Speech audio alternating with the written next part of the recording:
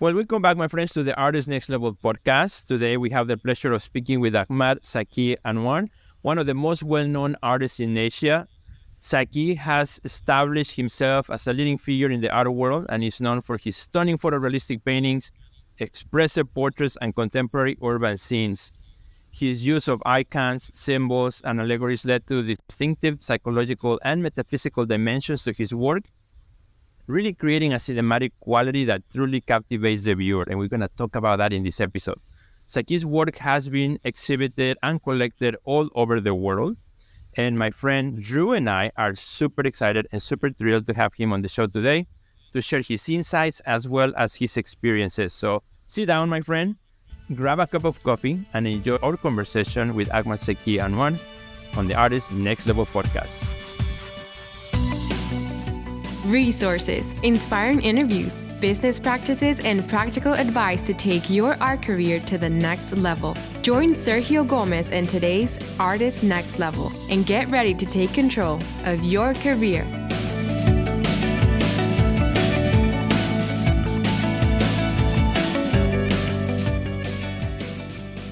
Zakii, welcome to the show. My good friend Drew, welcome to the show. How are you guys? Thank you, sir. Thank you very much. Yeah, I'm great. It's a real honor. I got these two icons in the art world and sitting right here with me. So I'm very, very pleased. Something that we pointed out before we started recording, that three of us, for our friends who are not watching this but are listening to the podcast, the three of us have a nice little white beard that we have going on. So, but besides that, there are other things that we have in common, which we will talk about here in the chat. Also, for you guys to kind of understand this conversation, Drew and Zakii knowing each other. I'm kind of new to their relationship here, but I'm looking forward to get to know him better, to introduce him to you who are listening or watching this. His work is just inspiring, unbelievable, and we're going to have a great time. So there are no boundaries to the questions that we'll be chatting about. So we were looking for a great chat. And maybe I would love Drew and Zakii, tell us how you guys met, both of you, before we can actually talk about Zakii's work. Oh, wow. Yeah. How many years ago, Drew? 30 years? Well, it feels like that, believe me. We met, I think, I was trying to gather that information, and I think it was probably 1993 or 94, I think, here in Malaysia. About that. I think Yes. at you, when I first joined Taksu Gallery. Mm-hmm. Yeah. And That was about 94 or 95, maybe in that area. I was still working with encaustic at that time, if I remember. I was, yes. Yeah. And how things have changed, since then. And just on a side note, I mean, I'm deeply honored that I get this chance to have you on our show, because really, Zakii, I've looked up to you for years. As a colleague, I'm very, blessed to have this friendship. And we have a professional relationship too. We've shown together. I think, and also, well, people maybe don't know that we share the same birthday. Yeah, we have the same birth date. No kidding. He's not older than I am. Yes, we had. Both of us were from an advertising background. And Yeah. both of us Yes, were sir. eating quite late.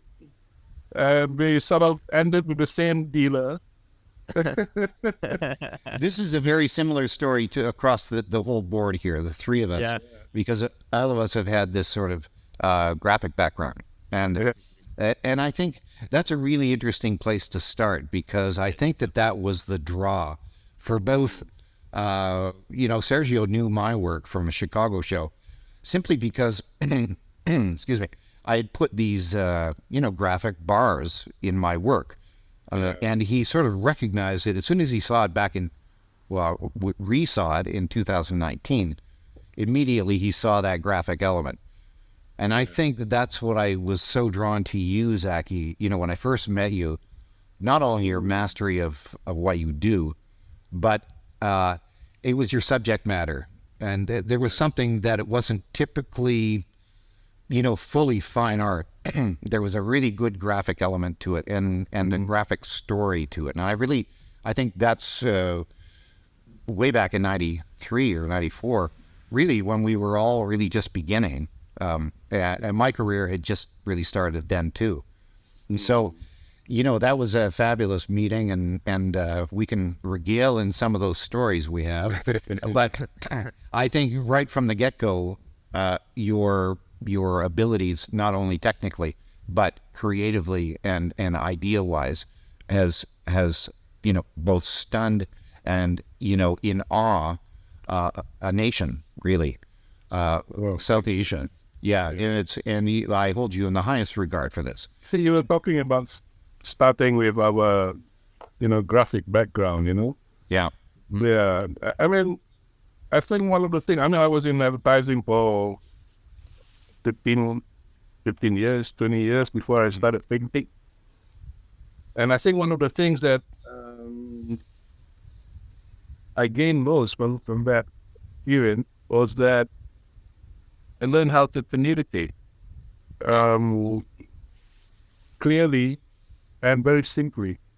Yeah. So that, in design, that's what it's all about. It's communicating and how you get your message across to people as clearly and as simply as possible. And I think that thing sort of I've sort of transferred that into work that I do.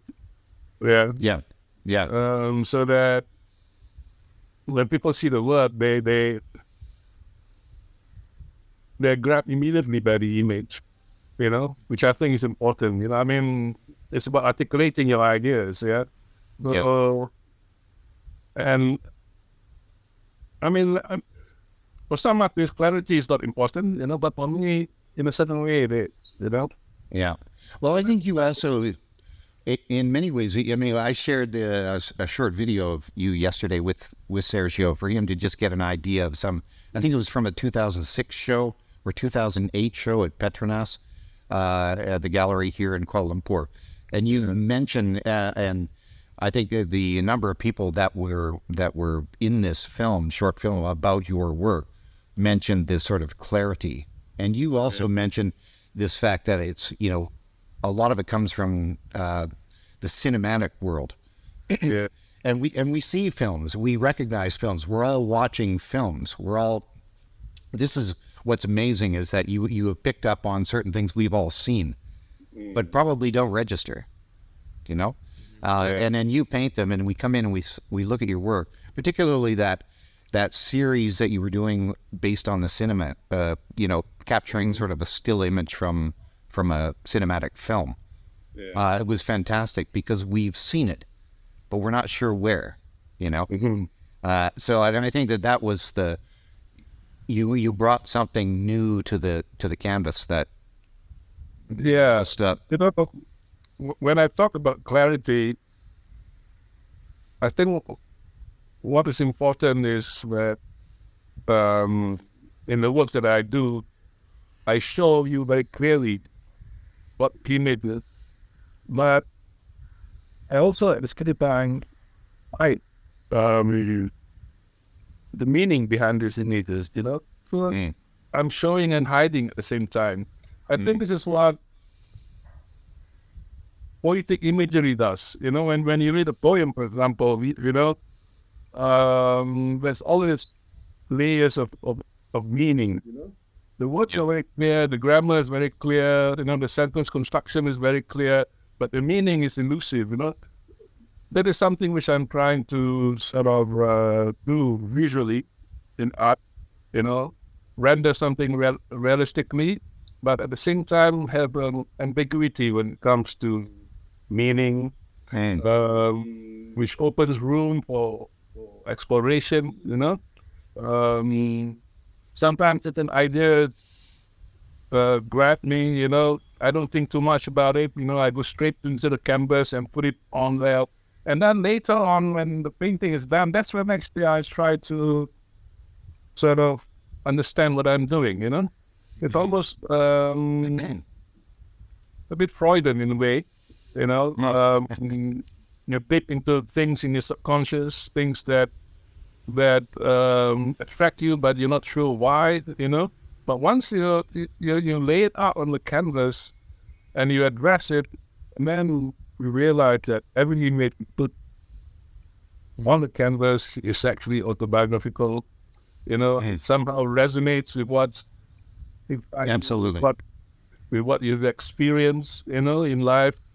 So this is what excites me, when I'm making art, You show and you sort of hide at the same time, Right. It adds an extra dimension to the work, You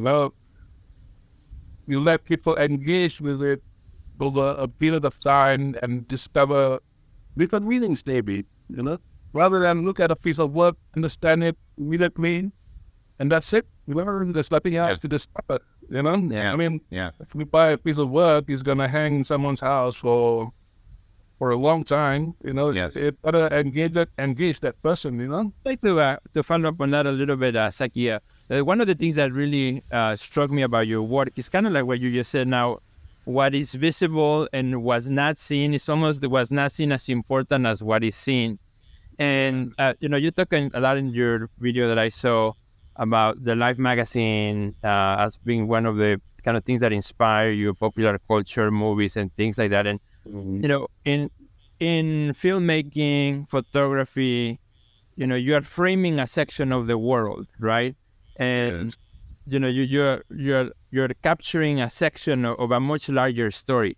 In painting, oftentimes, because painting is done inside the studio, there's not an extension around that. It's sometimes very difficult to expand the world beyond the canvas, but you are able to do it. And probably because of your knowledge of photography, your experience of advertising, and your exposure to filmmaking, photography, documentary photography, and so on, understanding that there's a beyond world that what we see in the frame, and you're able to bring that into painting in a way that allows us to wonder what's outside the frame, when the figure is elusive and you're showing half of it, or when we are at a night scene and we don't know who's at the distance. Yeah, and I agree that this is a great lead in here. I like the idea of this ambiguity, the fact that you are not quite sure who was sitting in that red couch just prior to. So it tells you the story beyond, or before that person sat down, and after that, you're curious as to what it is. And I think that there's a certain quality in, if I look at both you and Sergio, I mean, there's a work where there's a transition happening. So the figurative work in Sergio's work, for example, is going somewhere. It's either rising or falling. It's not quite there yet. It hasn't fallen, and it hasn't completely risen. So the viewer's left to there's a tension to take that journey, beyond the edge of the canvas. Yeah. I think one of the things that I'm intrigued with your work, Zakii, has always been this. You pick up on sort of social issues in a very subtle manner. And this idea of isolation has always been in your work. Yeah. I've always felt that you're a defender of the isolated individual. Right straight through to today. Your figures, the large drawings and stuff, they're always singular, very quiet, and very singular and very reflective. In a sense, these figures are almost self-portraits, actually. I think. The model is like an avatar. I use him as a representation of me, because I wouldn't want to paint my image on the canvas, But the model basically, which is self-portrait. Even when I'm painting an animal, for example, I would like to inject a certain amount of my personality into that animal, That's very interesting. I like this. It's a question or an observation I hadn't really had before regarding, because you do these large scale images of animals, the bison. Only certain animals, you know. Yeah. That's why I keep repeating certain animals, you know. Right. I mean, Because there's a strength there. There's a strength in these characters, in these animals that you're doing. you know, if you look at primitive culture, they always believe that every human being has an animal spirit. You know, whether you resemble a cat or a tiger or a bird, you know, depending on your character. Yeah. And who do you identify with? Which animal are you really identifying with? I don't know. I think it has to be a few animals. Yeah. But you've done the rhino, for example, like the rhino, which is a very interesting and so well done. I mean, it's such a beautiful image. Certain animals represent certain things, yeah? The rhino, for example, is about power, mainly, you know, it's about size and bulk and power, and, you know. And then another animal that I frequently paint is the warthog, you know. I mean, the warthog is, well, it's not something you want to bring home with you, you know. But there is beauty there, you know. Yeah. Maybe it's because people don't think of it as beautiful. Yeah. I mean, it's not one of these, you know, sexy images that you see in magazines. The warthogs, well, look at the down and dirty. The warthog. Yeah. It's like kind of a down and dirty animal, but it kind of reflects nicely. I really like this part of this discussion because it really does reflect into the sort of the isolation of both animal, people. You know, we're isolated as creative individuals. We're painting in isolation. You have, I know, for decades. You know, what's interesting is that you are really reflecting the isolation aspect in everything you do, which is fabulous. Just an observation I had just now. So yeah, I know. Essentially, I think all artists paint self-portraits, you know, because this is what is inside you that you're putting up on the canvas, you know. There are self-portraits in all forms, you know, whether you're an abstraction, figurative, or whatever, you know. These are all reflections of your inner self, you know. So self-portrait. So when an artist is not true to himself, I think you can sense it, you know, when he's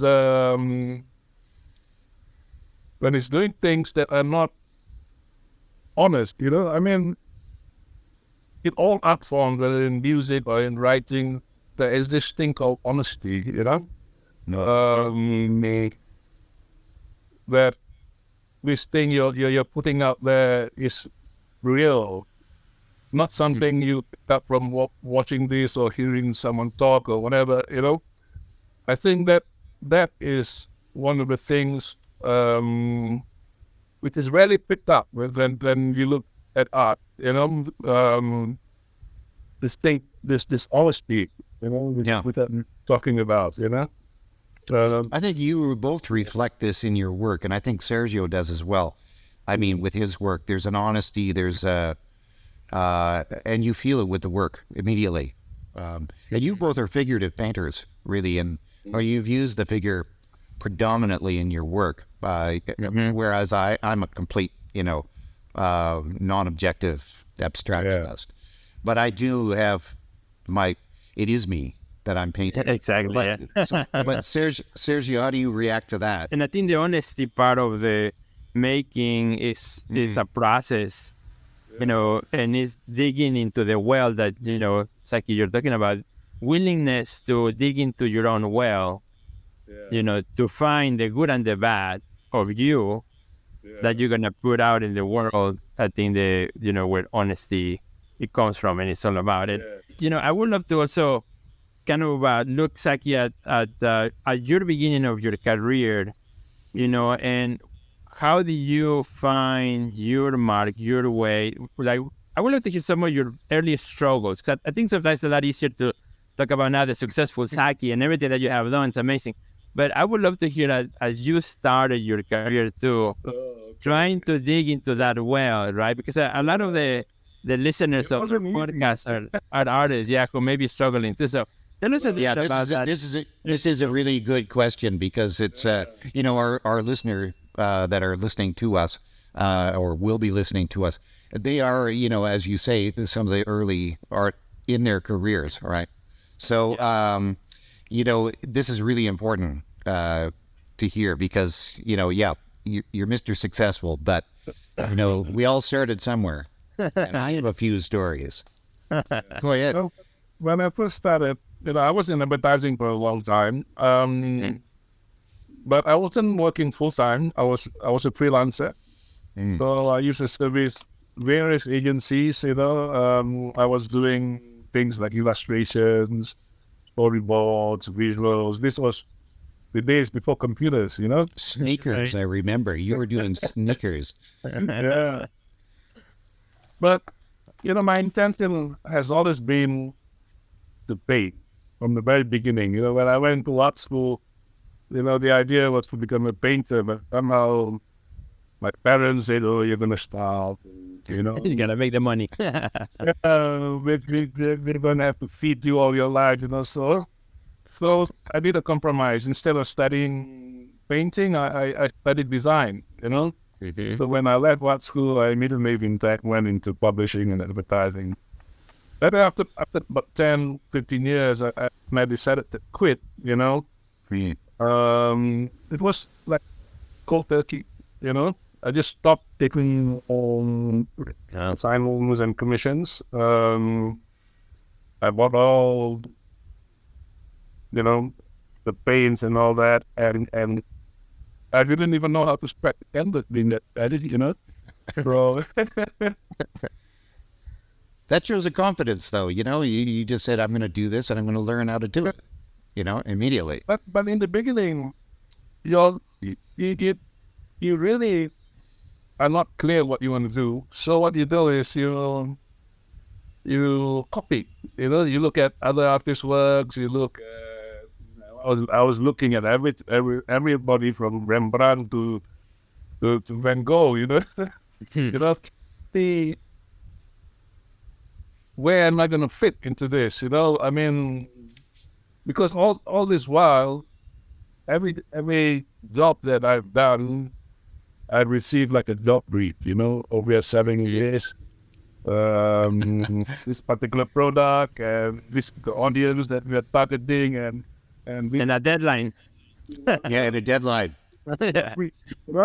So when you're on your own, it seems like you're waiting for a job brief. Well, when is it coming? Yeah.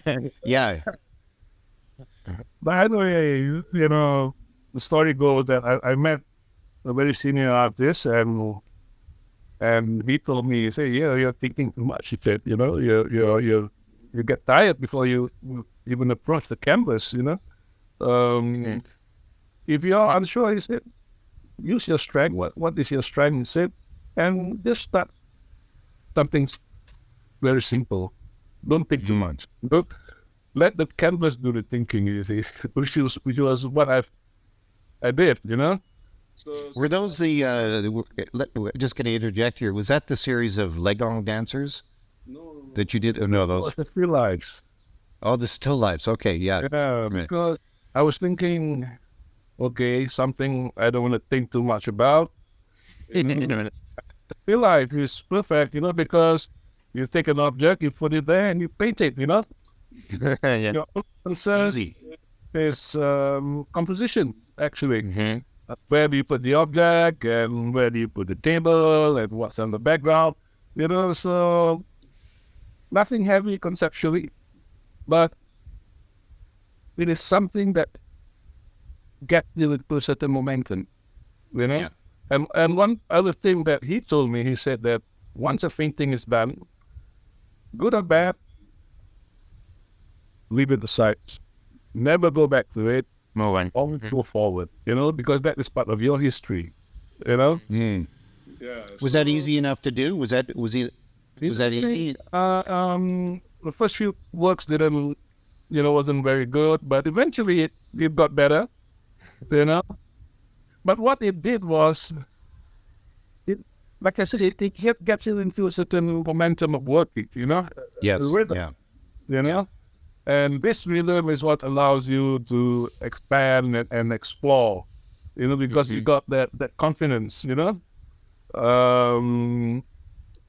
especially when you manage to sell, in the beginning, selling is really a big issue, but once people start buying your work, it gives you a lot of confidence, that move forward, So there's, But I think back on, if I may interject here, I think with your early work, with your still lifes, you still made them, you.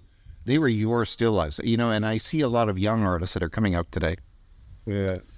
Both here and abroad.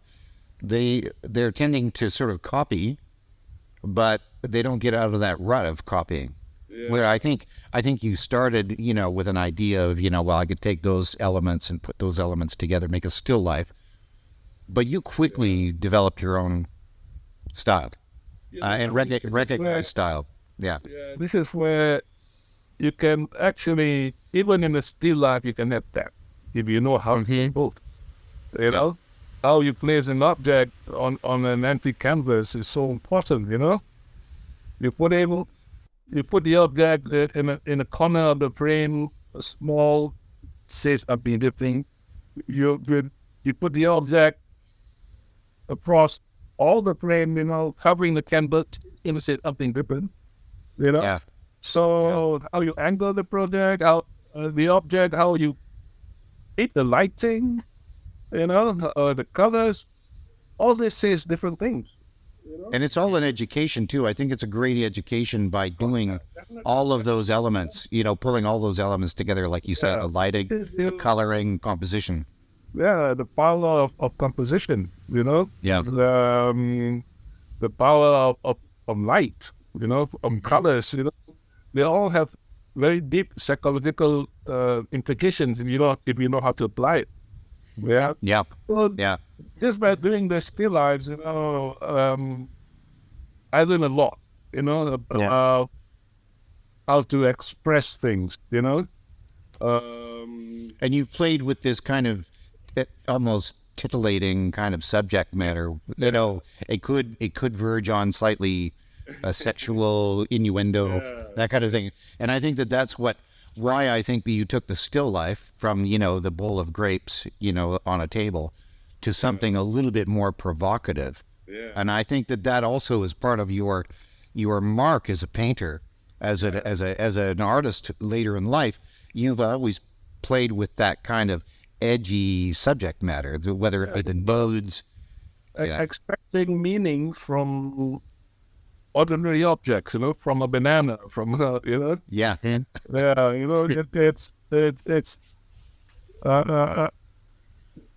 the things you can do. I mean, look at what's going on now. You read the guy in Korea who ate the banana. Yeah, banana. Yeah. A couple of bananas. Right. Zakii, as you were talking about this, and Drew, you talk about the still lives, and I've looked at many of your still lives, Zakii, prior to the conversation, and even in the still life, there's an element of isolation, right? Where the object is by itself. So here's a chicken or egg question. What came first, right? The chicken or the egg? So do you feel that as you started working in the still life, and did you realize that you were already in an intuitive way making images where isolation was prominent, or you thought about isolation first and you made your elements to be isolated? No, I never. Man, it comes naturally, actually. The still lives actually. It started with objects. It started with actually. When my mother died, I started painting the stuff that she uses in the kitchen, because the things she It's cooks. a bit of a memory piece for you. Yeah, it was very serious and somber at that time, and it was getting me down, and that's when this erotic fruits came about. I had to do that. Sometimes when I'm down, I try to do the opposite. Make something frivolous. And be a bit naughty. Just to sort of balance out my emotions. So that's how erotic fruits came about. But how I composed these things, in the beginning, because these were my mother's things, and she just passed away, So that idea of isolation and loneliness was there, Okay. Yeah, very interesting. It makes sense now, yeah? And how he was made, And that's the biographical part right there of the still life. Yeah, very much so. Yeah, great question too. Yeah. And so even now, every time I compose, where the object is placed is extremely important in relation to the space around it. Yes. Because it tells a story.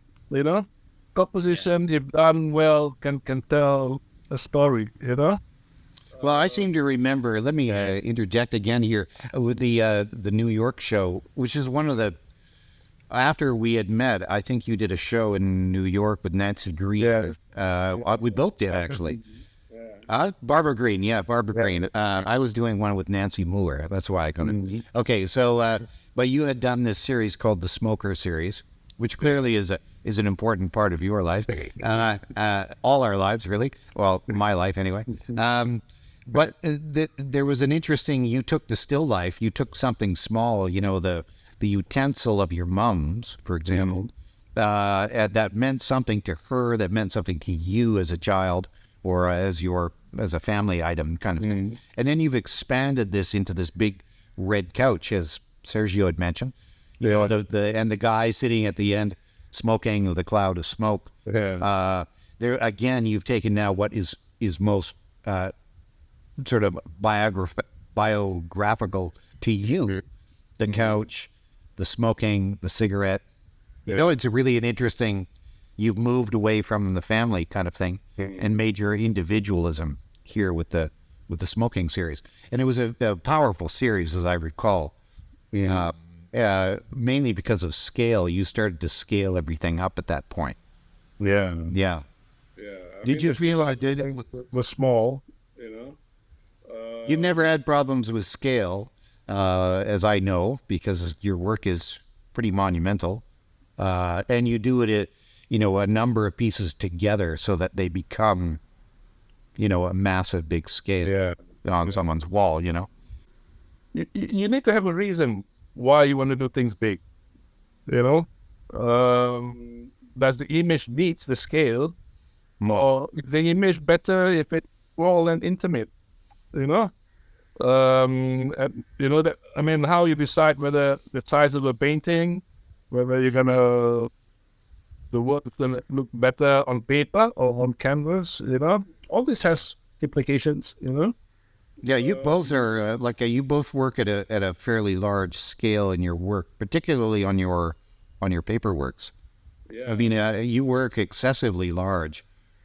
I think the three of us, we like to make big.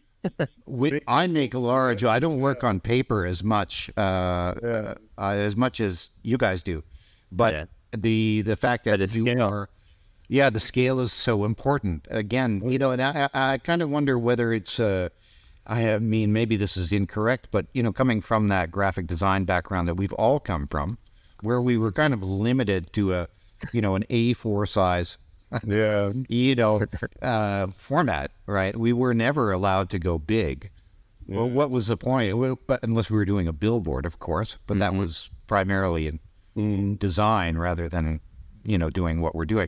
But I think it was our way of actually getting out of that rut of being, the finicky illustrator or finicky sort of designer working with type and small and scale. All of a sudden now we could really go as large. Found freedom. We wanted. We found a freedom. And I think that that's an interesting psychological thing. I think I have to look into that again a bit more. Yeah. But, I mean, with scale, for me,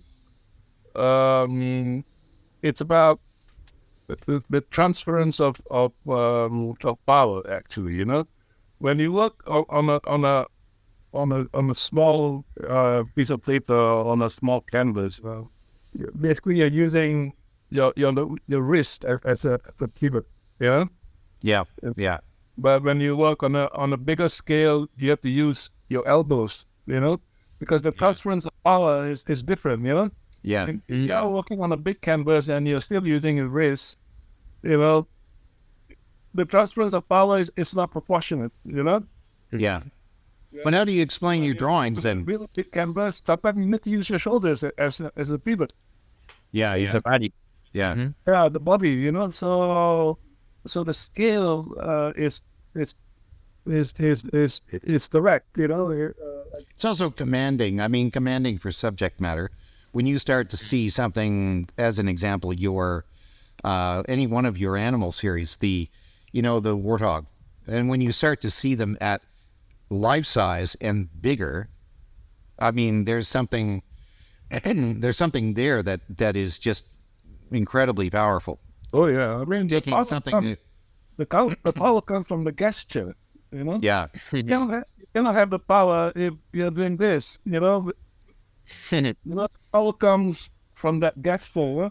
Yeah. Yeah. Very true. And I think also, like in figurative painting, the closer the figure relates to another human size, there's a certain psychological connection to what they say. Let me hear full size. That's why when it comes to figurative work, it has to be life size or larger than life.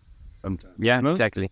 Yeah. Then you get the presence. Yeah. Right. Well, I think that this is what you did with your charcoal drawings, of which I so admire.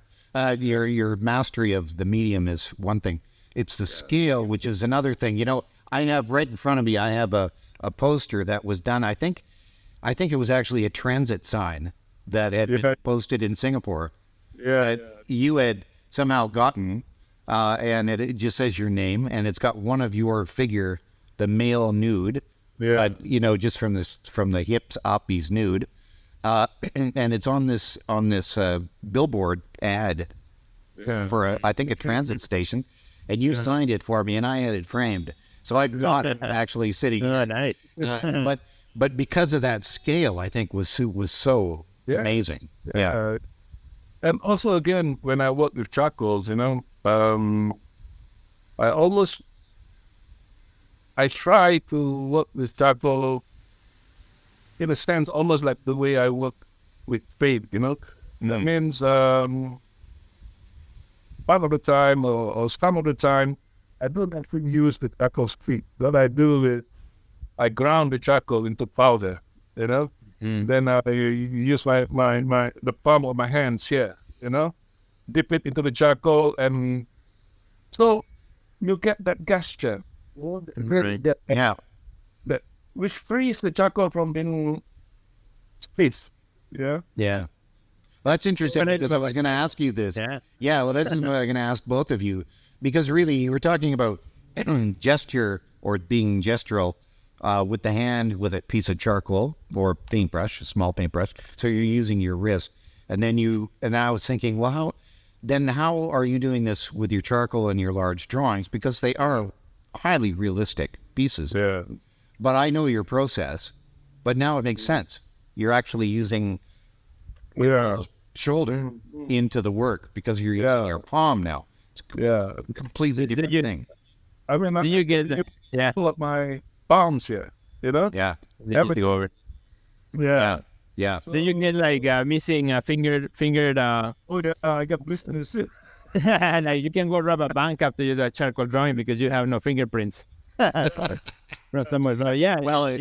I'm encouraging people to look at Zakii's work in detail. And I think there's a tremendous amount out there on the web that you've got shown where you see the scale of your work. Yeah. And I think that is, I think that that's what is most impressive. One of the questions I wanted to ask you, you like to, I mean, with new artists, young artists, we're all often scared to sort of push boundaries, right? And I think you've done this so beautifully. And I think if you look back on your history of your work, you've taken these little, these social norms, or maybe not norms. They're almost faux pas. You don't want to deal with that. You don't want to talk about sex. You don't want to talk about, drugs, or you don't want to talk about homelessness or isolation or religion, right? And I think what you've done, and you explained this in the film I was watching yesterday, the idea that you are open to all sorts of feedback from the world, religion. You're not scared. I know we're in a culture here that sometimes they would say, you're Malaysian and you are of a certain faith, right? You can't really be focusing on another religion. Yeah. I mean, some of the critics might say that. Yeah. But you have sort of ignored that in a way and celebrated the other religious elements. And that's where you two have a lot in common. As far as your iconography, your there's a spirit in your work, both of your works, that talks about sort of a higher being, the afterlife, or life well lived in your figures, I think. Yeah. Sergio, what do you think? Yeah, no, totally. And I think, what I said, Luca Saki's work, and what you're talking about, the going into uncomfortable spaces to which happening, from the moment we are born into a family, there are topics in every family that perhaps you don't touch or you don't talk about. And then you go into school, there are things that you don't talk about, you don't say.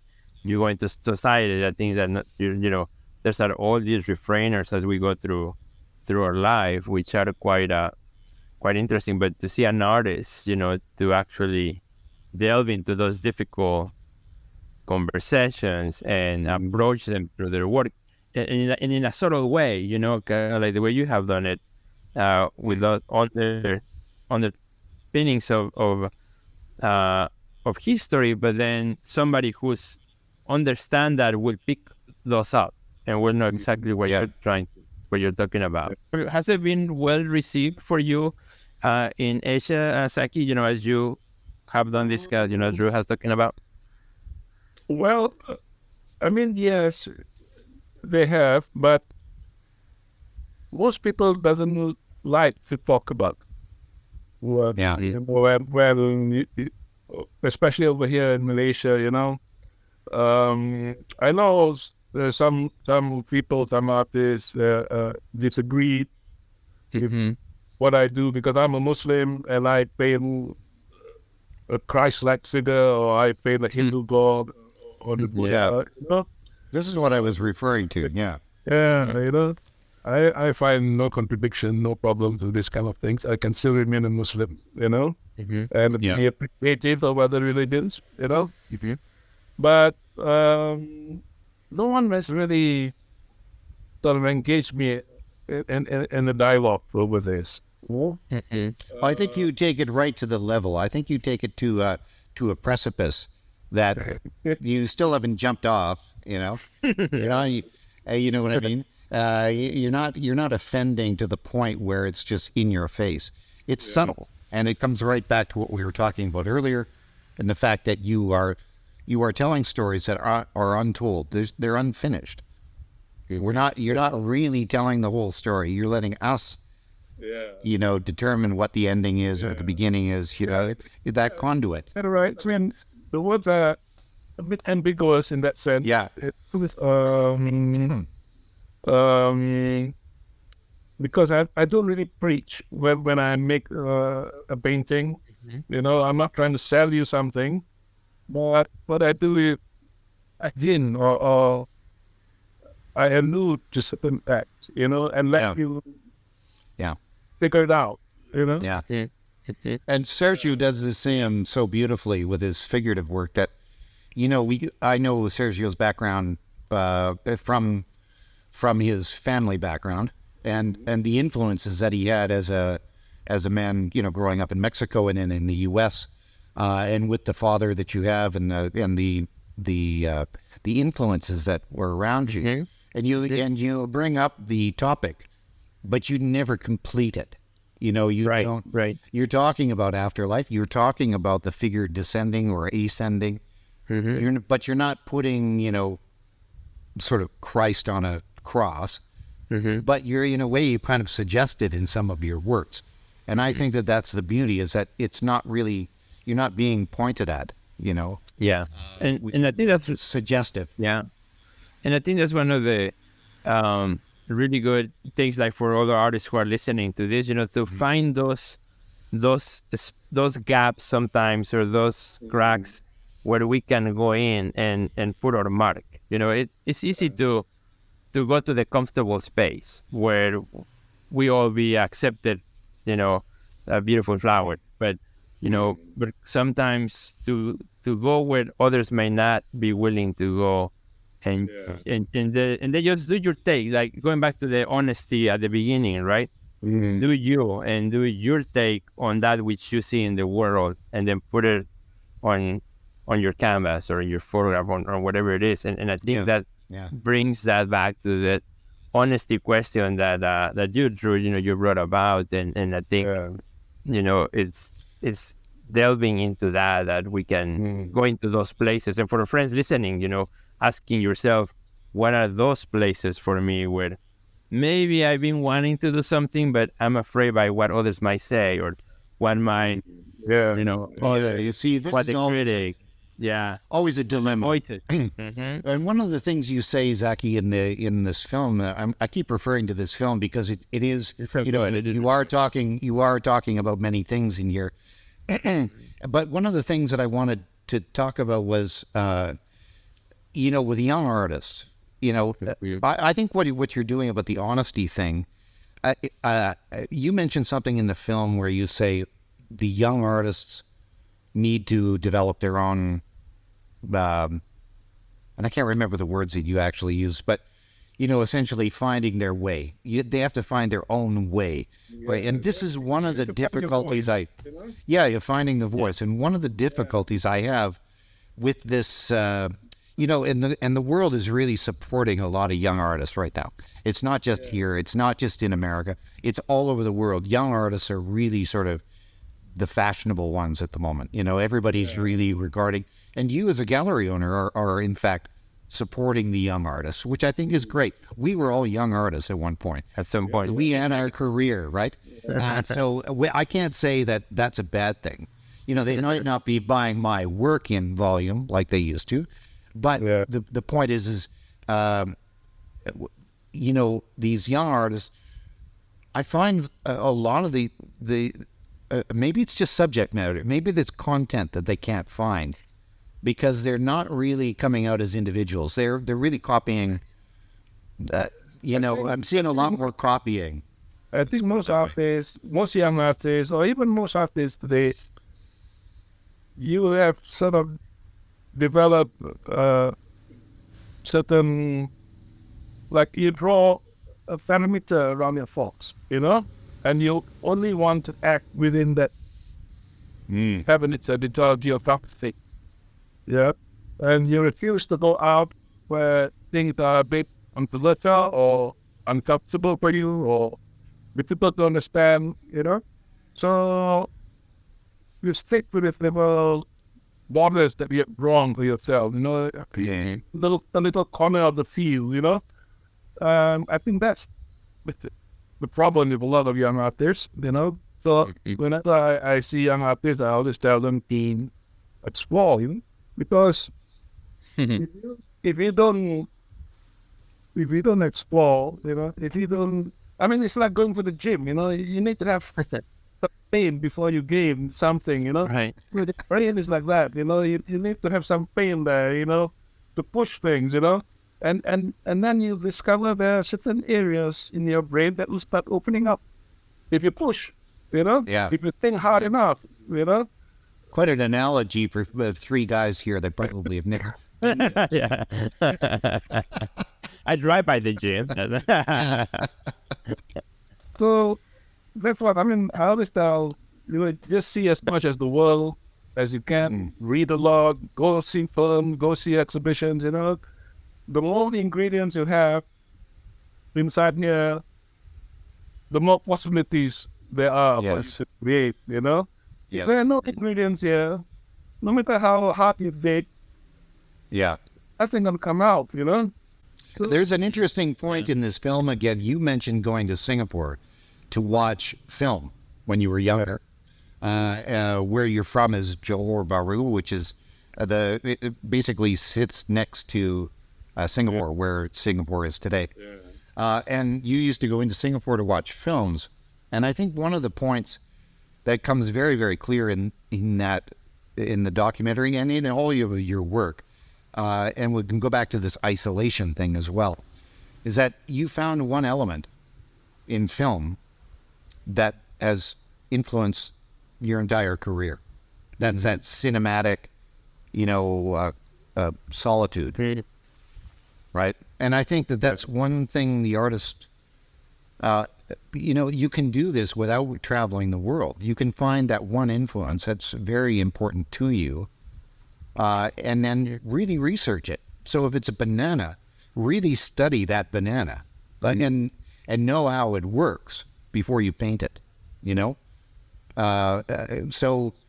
But what I'm finding with a lot of these artists today, not only here but in around the world, is they're just replicating certain things, and it doesn't feel researched. It doesn't feel that they are like intuitive with this. It doesn't feel authentic. I mean, Yeah, there's a lot of pseudo intellectualism going on. Doing things which is not true to yourself. I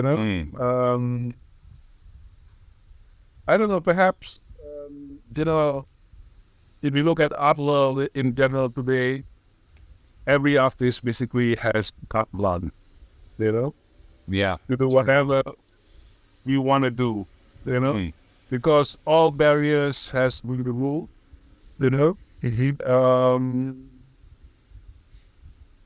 There's good and bad in that. Because in any profession in life, whether you're a lawyer or a doctor or a politician or whatever, no one gets carte blanche.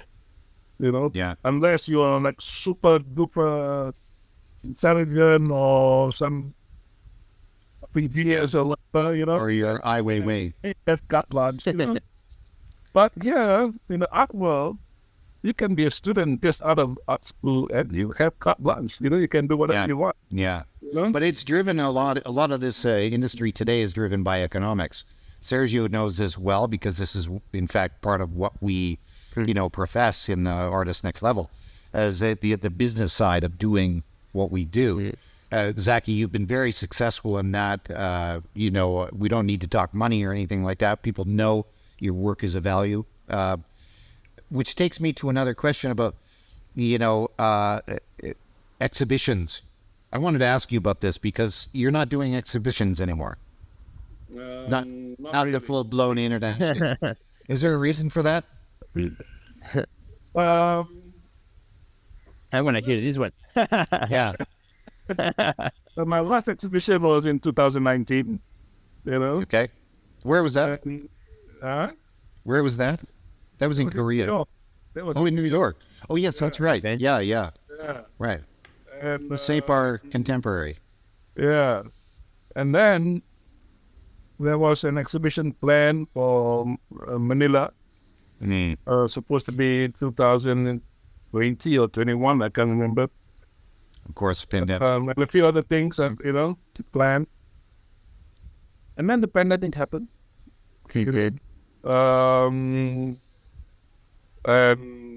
Most galleries. You mentioned to me, though, you off the cuff one day just said, I'm not doing any more shows. I don't want to do more. They're hard work, right? Well, you see, it's like a year of your life preparing for the show. Yeah. Yeah. I'm getting old. I'm going to be 70 in a couple of years, And then when I had to cancel this show in Manila, I was already working. I finished about 4 paintings, and suddenly, they shut down the gallery. The Manila became a pandemic, and we have to postpone the show. I suddenly felt relief, I felt, oh wow, no pressure, I like this. Right. Yeah.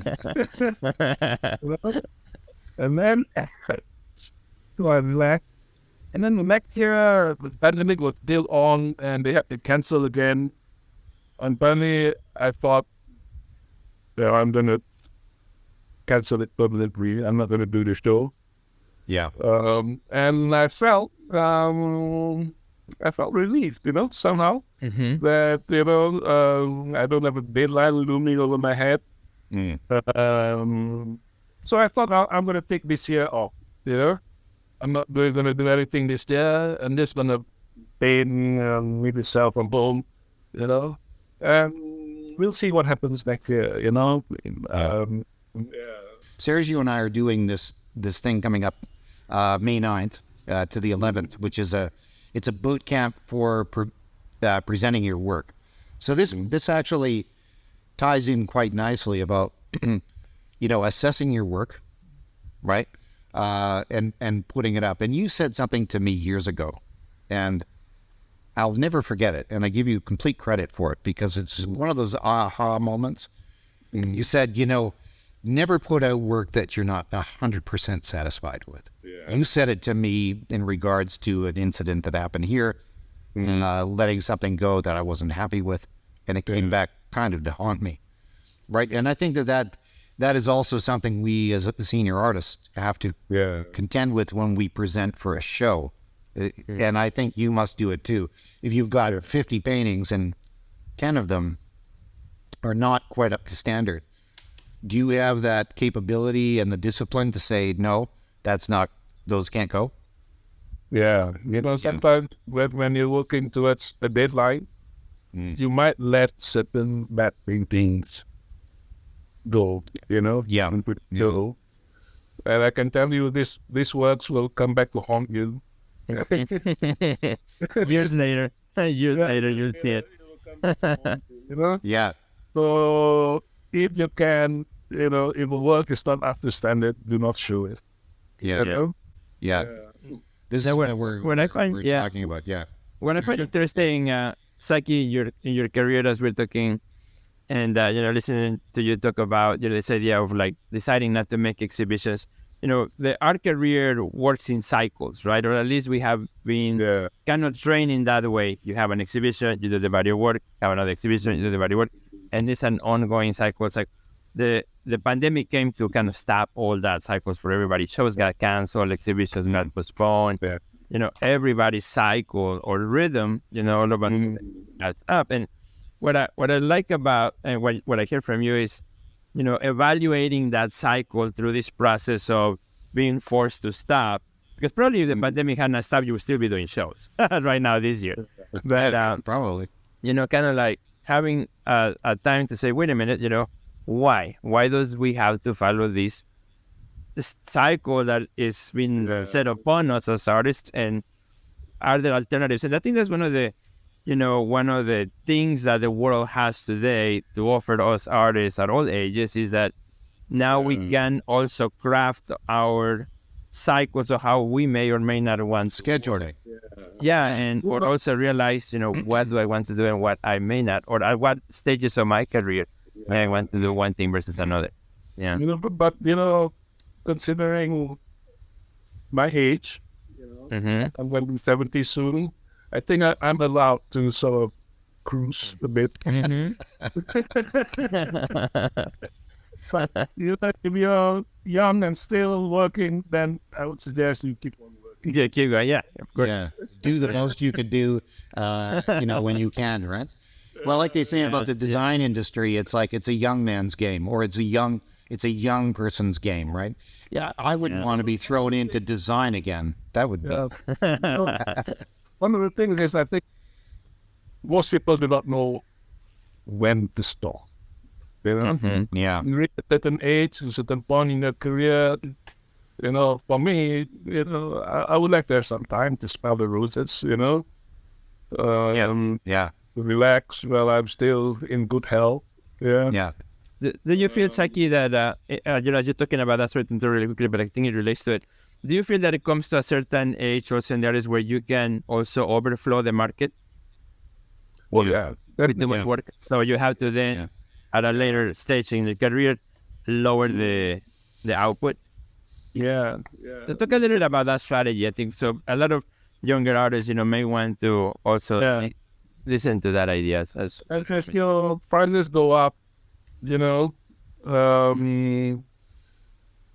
you should control your output so that, you know, as they say, scarcity is where, you know, the value is, you know, once it's scarce, you know, I mean, overproducing is never good, you know, flooding the market is never good. Yeah. A piece of art, you know, in a sense, it has a shelf life, you know, because once it's up in the gallery for so many months unsold, we cannot put it up again. It does typically with what the CD 2 years ago, it's still there, you know, no one wants it. Yeah.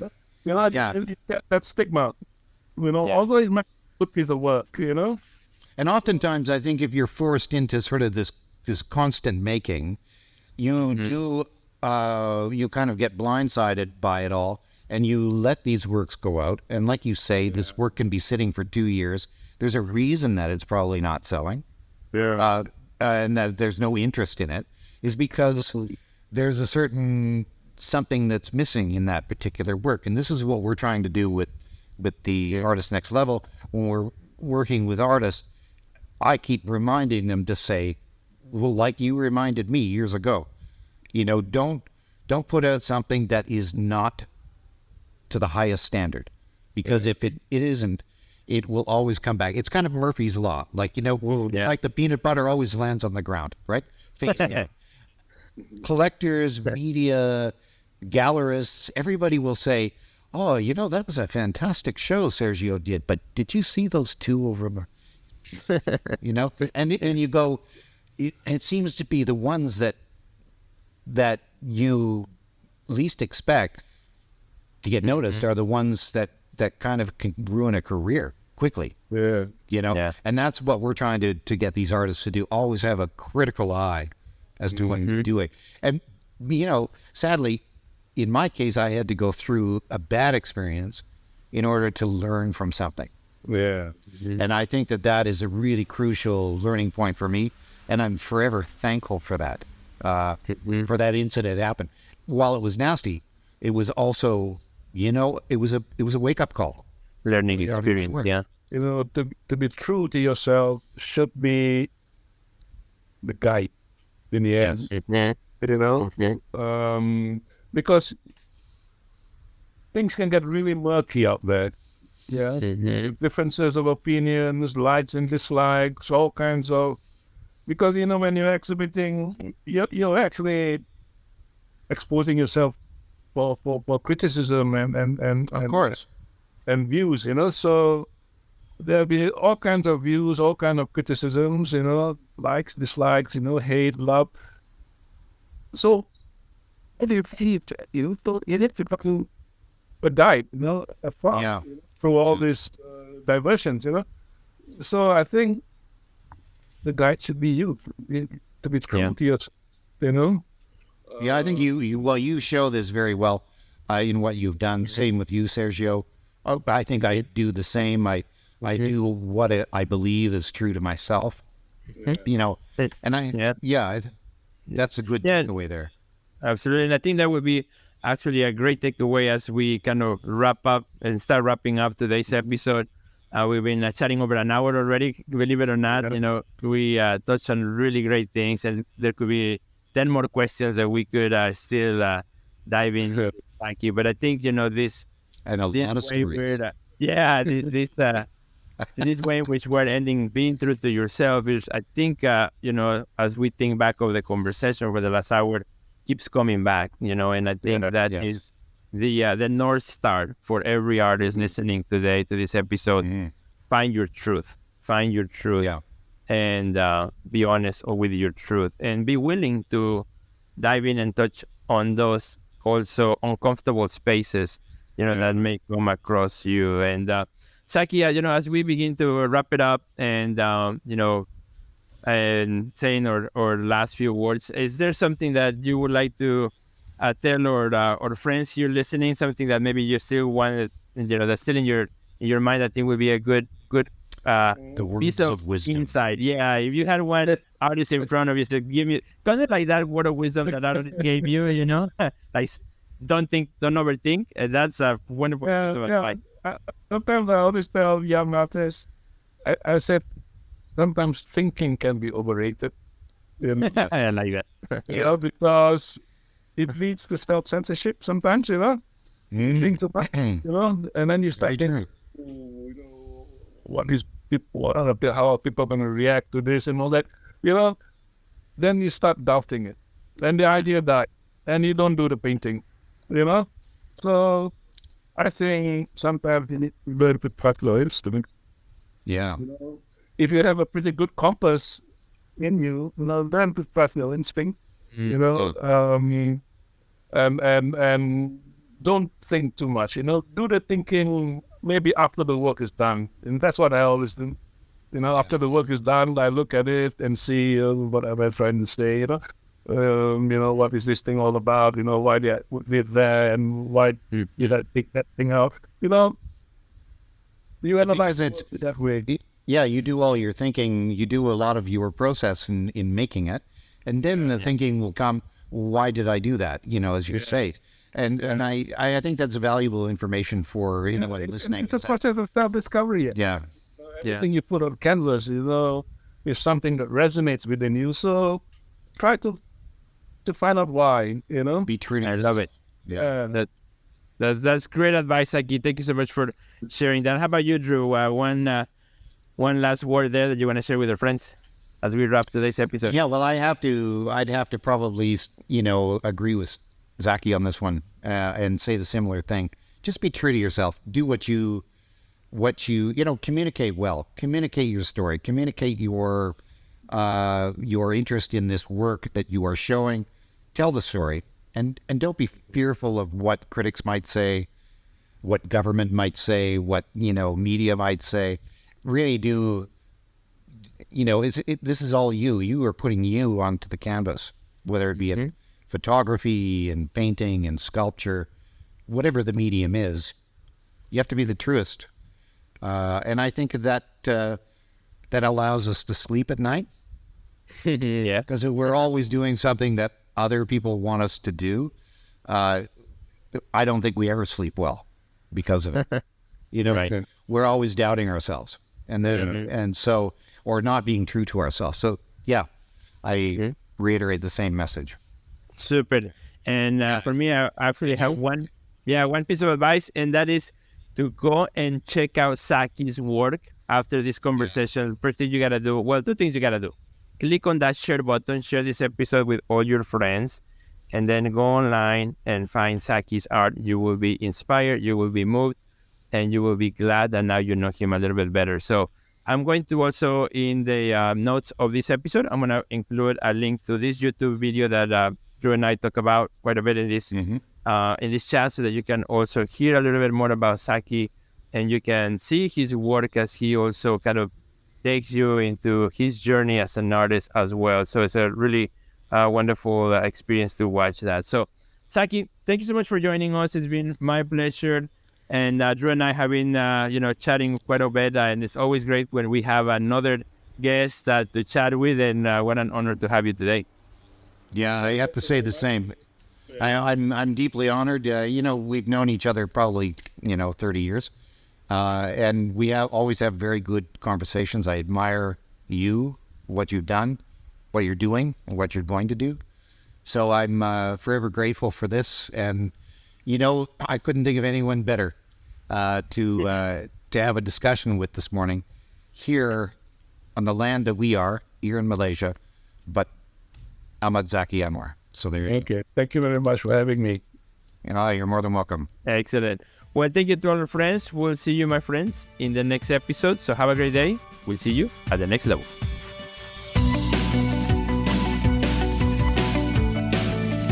Check out our website at www.theartistnextlevel.com, where you will find our podcast library, learn about our upcoming webinars, find resources relevant to your career, and much more. Thanks for listening to today's podcast, and we'll see you at the next level.